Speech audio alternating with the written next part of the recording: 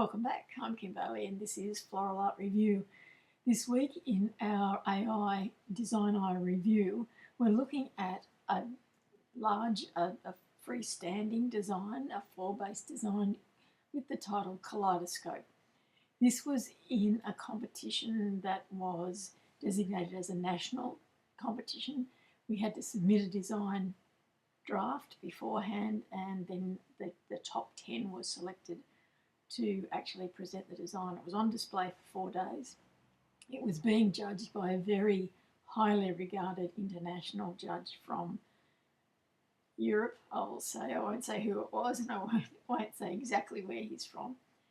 But we were all very keen to have his assessment of our designs. This was done some considerable time ago, probably 10 years ago at least, that this was done. And I did it with a colleague of mine. And it was, for me, the first time that I had worked with someone else on a design.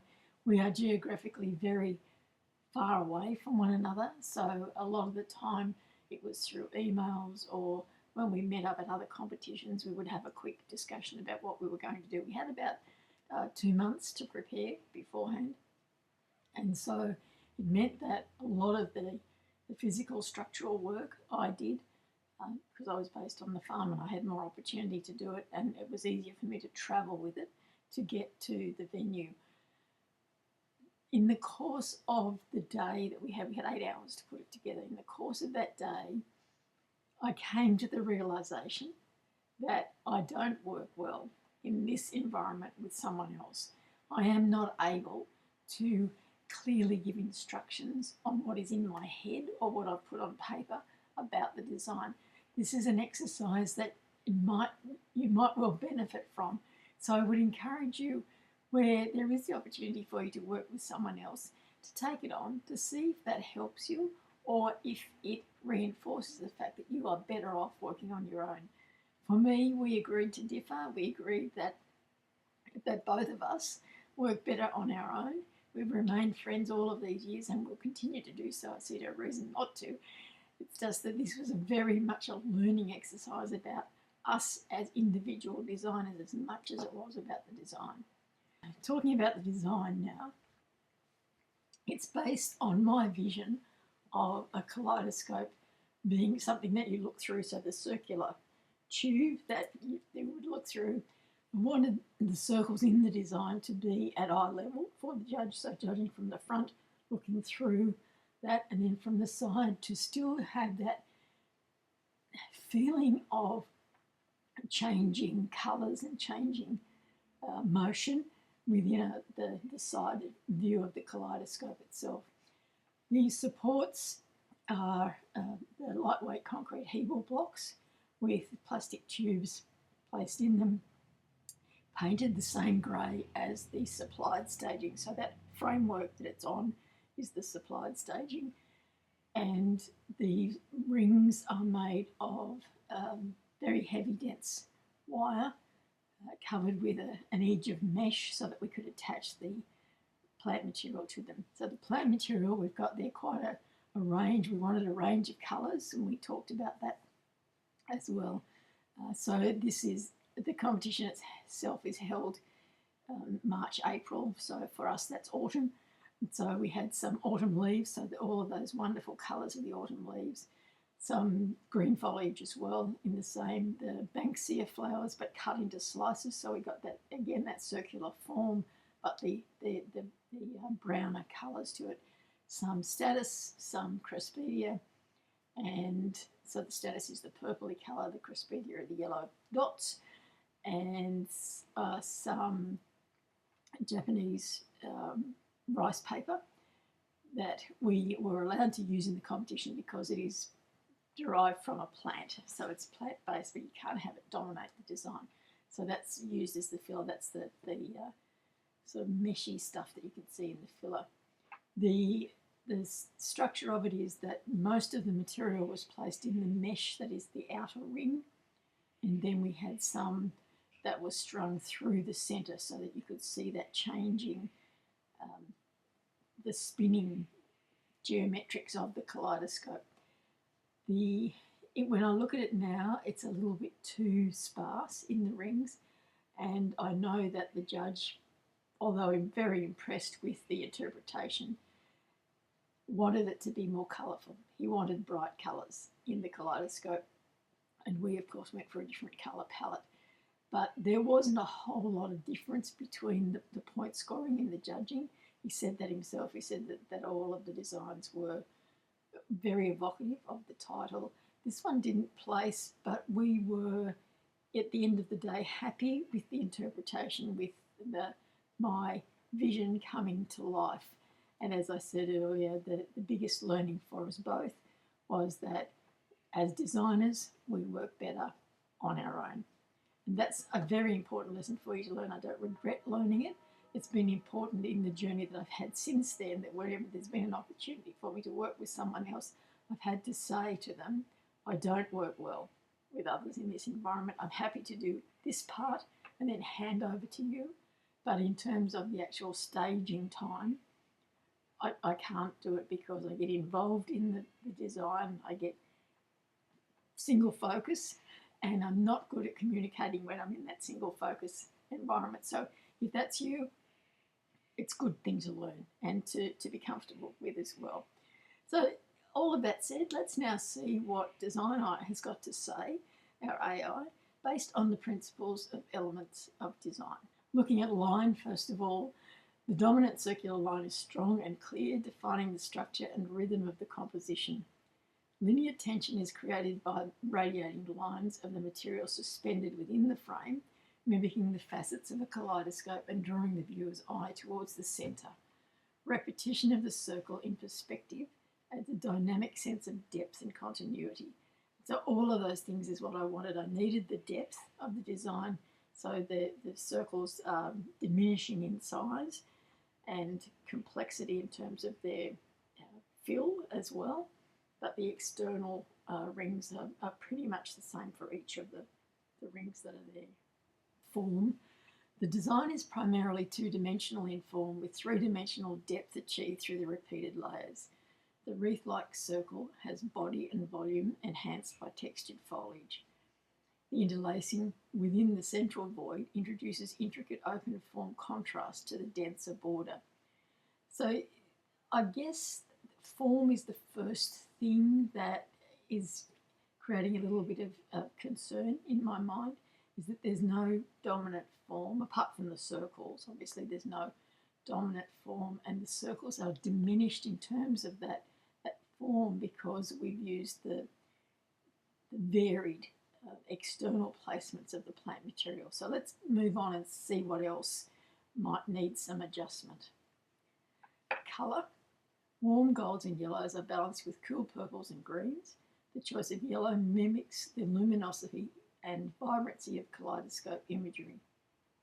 Good colour grouping and scattering of the purple help break the monotony and guide visual movement. The grey structural stand blends discreetly with the background but could be enhanced with colour echo or cover to lift the whole presentation. Now that's probably something that I could have considered. I could have made it quite a bold statement and made those support stands black so that it looks like it was the handle, perhaps of a kaleidoscope tube. I'd have to think about that because I don't want that to be the dominant part of the design, and doing it black might detract from the rest of the design. So I'd have to think about how I could incorporate that. For the moment, mostly when we use that supplied staging in that grey colour, we try to have our own support material the same colour, so we carry the paint with us so that it does blend in, so the design looks like it's floating in that space that's allowed. If I just look back, something else caught my eye about the purple. The good colour grouping and scattering of the purple helps break the monotony and guide visual movement. So that's the purple that is in those central parts, the open areas. It's actually, because of the colour, it draws you in, but then you see there's somewhere else, and so you're actually moving around. And what I had tried to do with those placements was to make them more in the geometric hard lined rather than the circular parts of a kaleidoscope, the hard lines that you get when you get the mirroring happening within a kaleidoscope. Texture. Rich contrast in the texture, rough and crinkled leaves versus fine thread-like wires and stems. The design invites closer inspection. The tactile interest is appropriate to the theme. Kaleidoscopes delight in pattern and intricacy, so that's good. There are some contrasts, probably not as many contrasts as I would normally like to see in one of my own designs. When I look at it now, I think that there's a fair bit of the rough texture, but there's not a whole lot of smooth in it. And when you think about a kaleidoscope, there is a smoothness to it that is missing from this interpretation. Space. Excellent use of negative space in the centre of each circle and between repeated frames. The design breathes well, and the suspended materials inside the circle add spatial layering without overcrowding. So that is actually a very good result in terms of the space that needs to be used. It is a big space, and it's hard to work out how to use that space effectively with a design that has impact and is still true to the principles and elements of design. Certainly we could do a mass of colours, a massive design, but something where it's less is more creates a real challenge for the designers to actually stage something that still has impact but is not relying on the actual mass of the design for that impact. Balance. The main circle is symmetrical in shape, but the plant materials within are asymmetrically placed, creating a tension between stability and movement that is successful. The piece is visually balanced with even distribution of material despite irregularities in the internal arrangements. And I know that we ran out of time, basically. As much as you think 8 hours is going to be plenty of time, it just isn't for a design of this size when you've got two people who are trying to. And all of it had to be done. We couldn't do nothing at all beforehand, so everything had to be done within that 8-hour time frame. The symmetrical nature of the circles means that you stick to that form. We did have circular form in the plant material that we used as well in some of it. I'm glad that the balance is there, because my concern was that because of the odd shapes of some of the plant material, the status in particular, and using the stems of that it does create that tension, and I needed it to be moving towards the interpretation of movement within the kaleidoscope. Within the kaleidoscope, rather than concentrating on actual physical placement to make sure that it was all circles or it was all lines. So that was a challenge in itself. Rhythm. The rhythmic spacing of the coloured elements and the radiating lines emulate the rotational effect of a kaleidoscope, which is very good because, as I just said, this is what I wanted. I wanted it to feel like you could just put your hand there and twist it and turn it. See, I'm doing it even now as I think about it all these years later. Layered repetition of forms in perspective supports a sense of dynamic progression as the viewer moves around the design.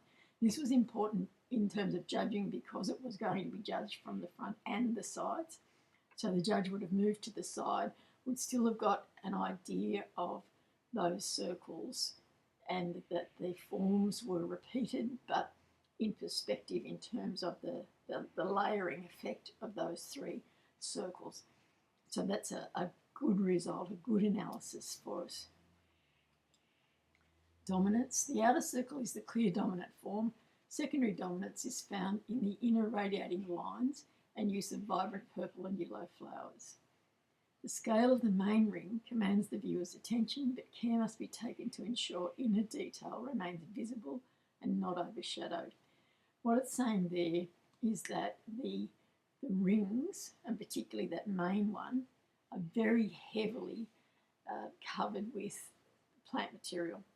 And so that can detract from the intricacy and the importance of the inner part of those circles, because really the inner part is the kaleidoscope part. The outer bit is the the framework, the shell for the kaleidoscope. When we think of the tube that we would normally look through as a kaleidoscope, that the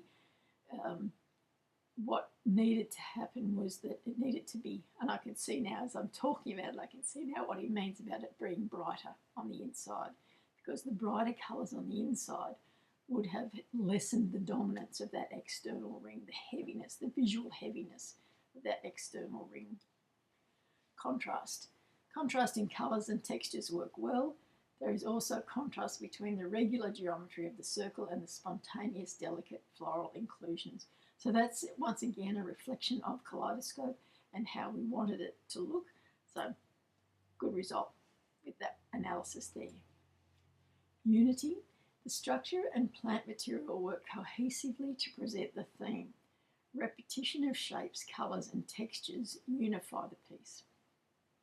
Unity is slightly challenged by the background visibility of support poles. A unifying visual treatment across all rings might enhance cohesion. And once again, as I said earlier, I'd have to really think about that in terms of the presentation that I want to give, and perhaps different sort of stand is what it's telling me. But I probably should have had just a single pole under each of those and had it far more delicate in terms of its support, so that it wasn't trying to compete but not really with the rings themselves. Let's now have a look at some of the suggestions to see what could improve this design, given that I've already picked out a few along the way. Enhance visual focus. Ensure focal material within the centre of each circle is easily seen and not visually lost against the complex background. And that's, again, I think would have been helped by having brighter colours, bigger colours in those areas. We went for smaller ones because we were working from the smallest size up, thinking that we could mass the placements in the bigger circles, but that hasn't been the case. I can't remember why, probably because we ran out of time, or I didn't communicate that as well as I could have. But that's certainly something that enhancing that visual focus needs to happen in the design. There's just, at the moment, you can see that it's circles, you can see that there's something happening in the middle of it. But if you didn't know the title of this class, you wouldn't automatically say it looks like a kaleidoscope. And that's what needs to happen. I need to make it much more visually in your face as the class title. Minimise support distraction. Consider disguising or integrating the metal stand supports to reduce their visual weight or use them more actively as a design component. So I think we've danced around that enough. I'm not going to dwell on that because I know the reasons I used it, and I think it's far more important for me at this stage to think about getting the design part of it right. The support, whilst important, there are options there that I could look at so long as I've got the design settled in my head. I know what physical weight it is, and so then I know what support I need to have underneath it or to incorporate into the design as well. Refine the circle edge. At times the perimeter foliage appears irregular. Consider more consistent spacing or accentuating intentional rhythm through scale changes. Now, both of those are very valid points. The perimeter foliage, we did one ring each and then we did the large one together. And I think that just in terms of our own personal placement of things, we worked slightly differently. And so we didn't get it consistent with one another. We certainly got the two where we did one each. We were standing side by side, and so we got that one right. But when we did the one together, we worked from a half each. And I think we were so focused on what we had done previously that we weren't looking at what was happening around the bigger circle. And that's, again, comes back to working with somebody else and understanding and communicating those things that need to be said when you're putting the design together. Strengthen kaleidoscopic impact. Increasing intricacy or repetition within the inner radiating lines, for example, colour gradients, could amplify the kaleidoscope reference. This is very true. We could have used the purple and the yellow and had shades, tints and tones of those colours and made it more obviously the changes in the colours. We could have had brighter colours or more impactful colours to make it obvious that there was that change, the kaleidoscopic nature of colour changing when you're looking at it. So that's definitely something that needs to happen. And it's interesting that obviously the design AI didn't know what the judge said at the time, but it's come up with the same suggestion. And so that's a very important one for me to think about. This is a title that I have seen quite often since then. And so it's one that I would review and revise, and I can go back to this video, I can go back to the notes I took at the time of the competition and really think quite seriously about how to best present that title within the framework of the plant material that might be available at the time. So overall summary for our design. This is a conceptually and structurally ambitious design with a strong grasp of form, rhythm and pattern. It's visually captivating and technically confident, with potential for even greater impact through refinement of the edge definition, so the rings, and the spatial detailing. And so that's using that depth and the detail within the circles themselves to greater effect. I think that this has been a really good review for me. I know that at the time I was quite disappointed in myself that I hadn't been able to work with my colleague as well as I wanted to. But this gives me room to move forward, room to think about this title in other ways. So I encourage you, as I always do, to upload your own images and have them assessed. Doesn't matter how old they are, doesn't matter how long it is since you did the design. This will give you some independent feedback that you can go back to time and time again, because you'll get a written report in the email that talks about all of these principles and elements of design. You can have a look at those, you can have a look at the design, you can think about what else you could do. It becomes self-education for you without you having to expend time or effort or money travelling somewhere to learn, hoping that someone will give you feedback at a competition, or spending money practicing on flowers and plant material without really getting any feedback at all other than how you think the design looks on the day. So give it a try, just visit the website, follow the instructions there, and I will see you next time for our next review. I'm Kim Bailey and this is Floral Art Review.